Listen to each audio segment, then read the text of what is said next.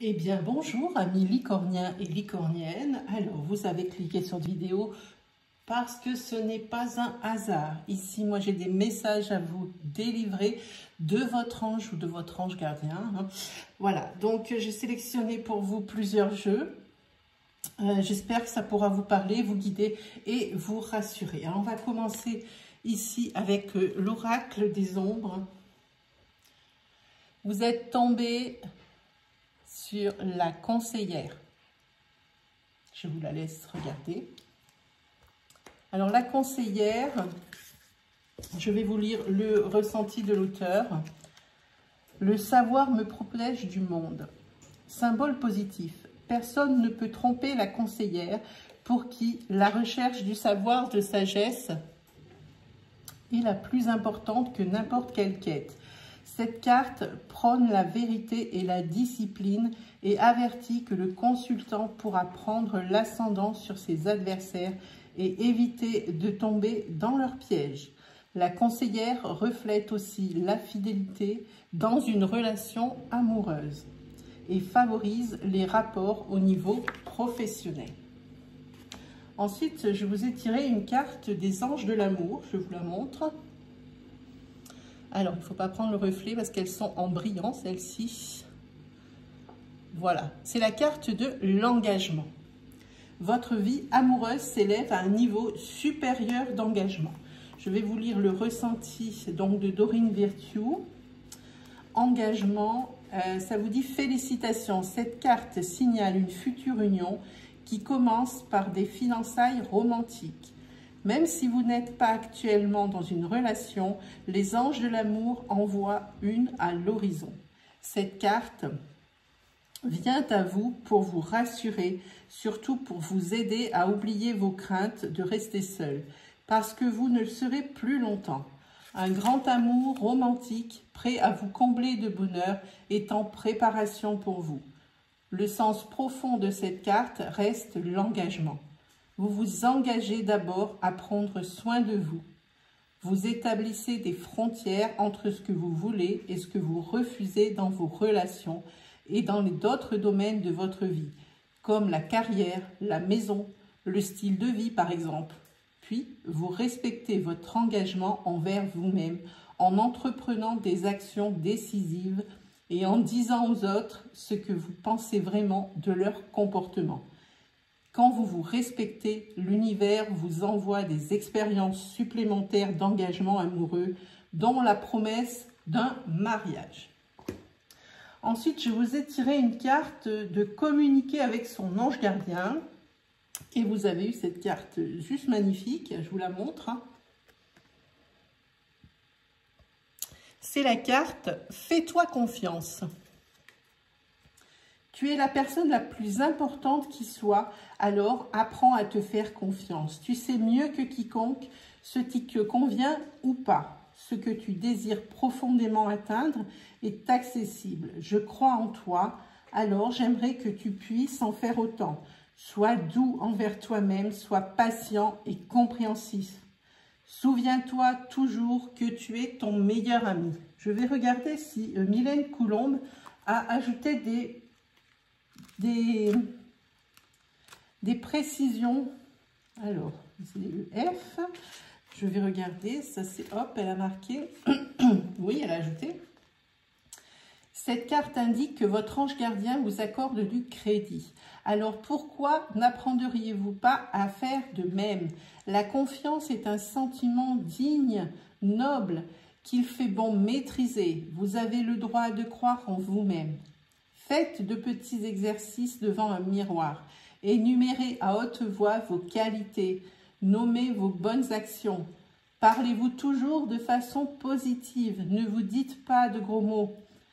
Ne vous dénigrez pas, car cela attriste votre ange gardien. Si vous vous posez une question en ce moment, alors faites-vous confiance. Relevez la tête, redressez votre dos, regardez droit devant vous et dites-vous ultérieurement et intérieurement « Je suis capable ». Imaginez que vous rayonnez de mille feux.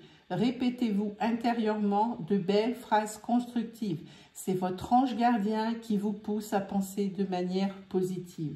Attention, Toutefois, de ne pas confondre confiance en soi et ego.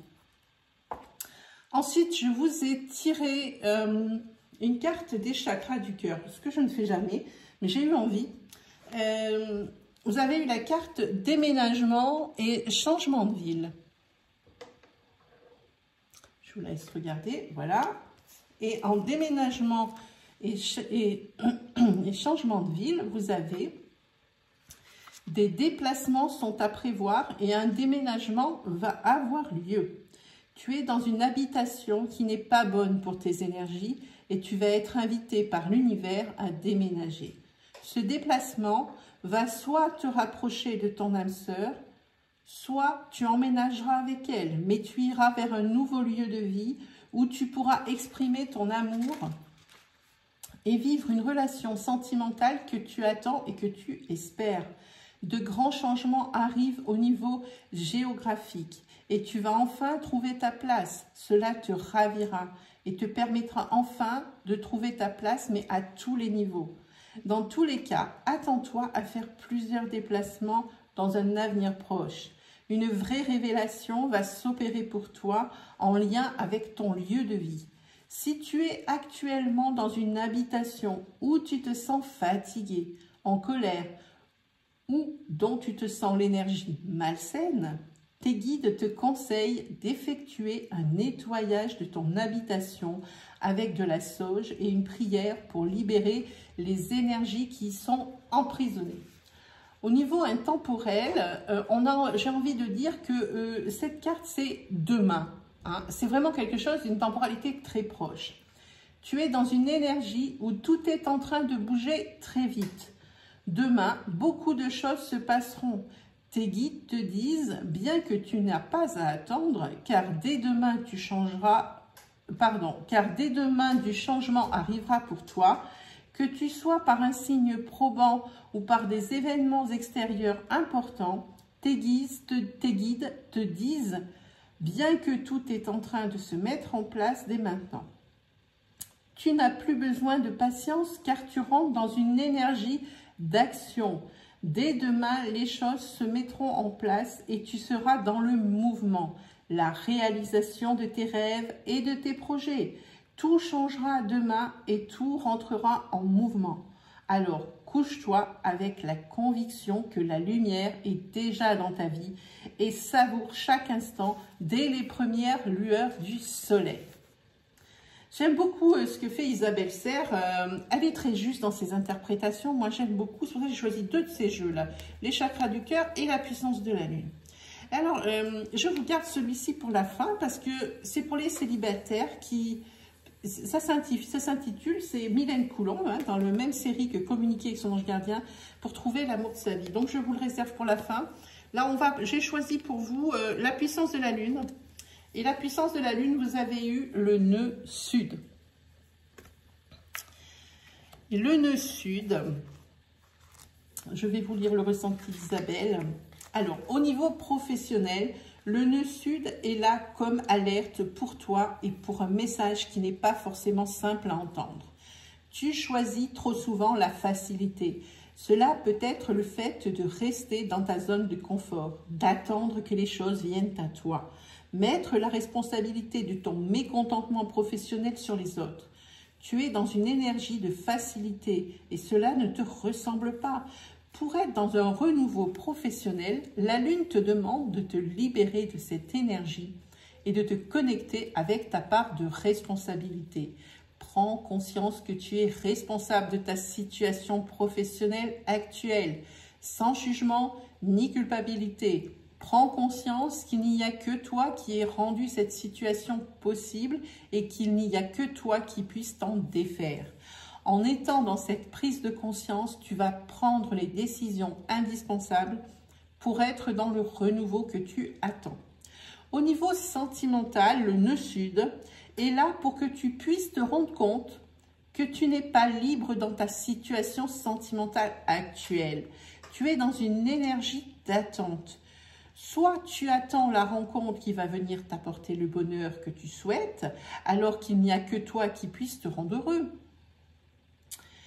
Soit tu te soumets aux besoins et aux attentes des autres, et ce sont eux qui décident du devenir de ta vie sentimentale. Tout cela n'est pas juste pour toi, et cela te donne un inconfort, voire une grande solitude.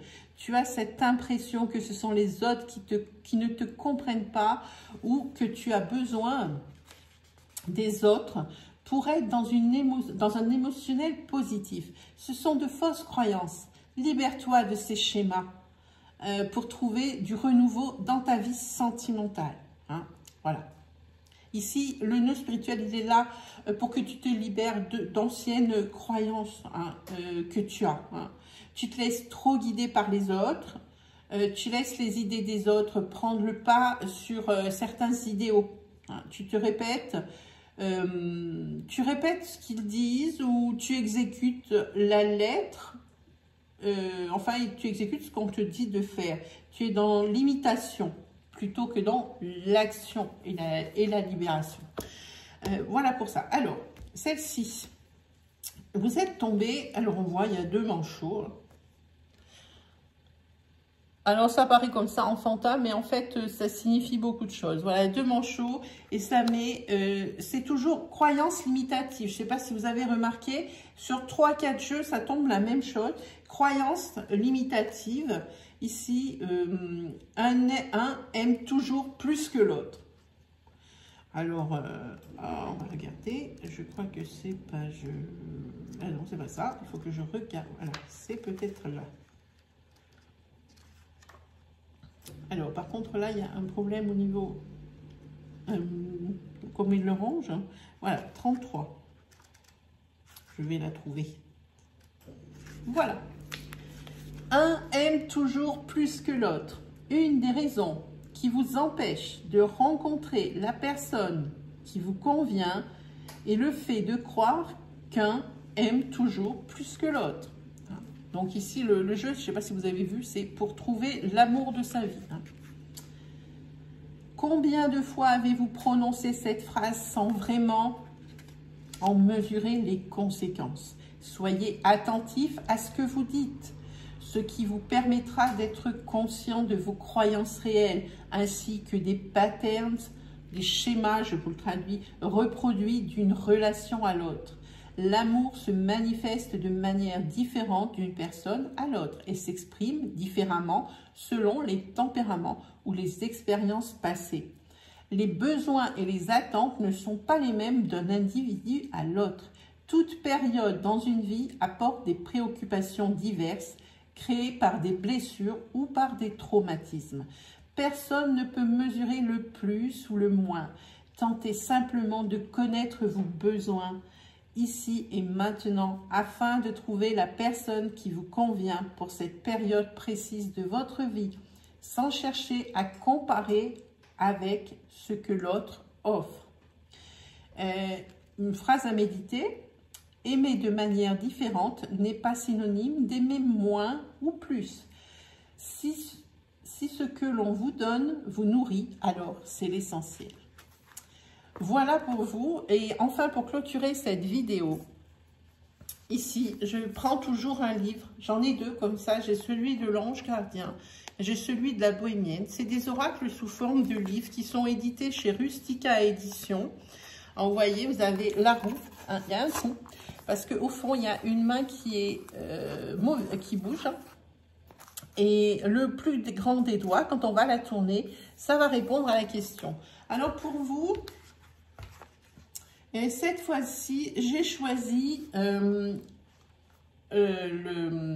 on dit? Eh ben alors, famille et foyer. Alors, je vous dis comme ça, je cherche le nom, mais ça ne me vient pas. Voilà, famille et foyer, l'harmonie de mon foyer. Alors, de ce côté, on va regarder l'harmonie de votre foyer. J'ai choisi comme question pour vous, quelle couleur utiliser pour ma chambre? Alors, moi, j'ai choisi ou ma cuisine. Donc, on va répondre à la question, quelle couleur vais-je utiliser pour ma chambre? Alors, si vous tombez sur ce message, peut-être que si vous êtes en train de faire des travaux, eh bien, c'est peut-être la couleur qui va vous convenir s'il y a un de ces messages qui vous parle hein, de cette table. Voilà.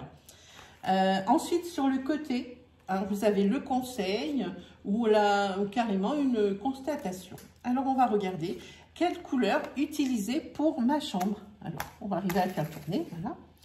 Et là, ça tombe sur beige. Vous voyez le doigt ici. Je vous montre en caméra.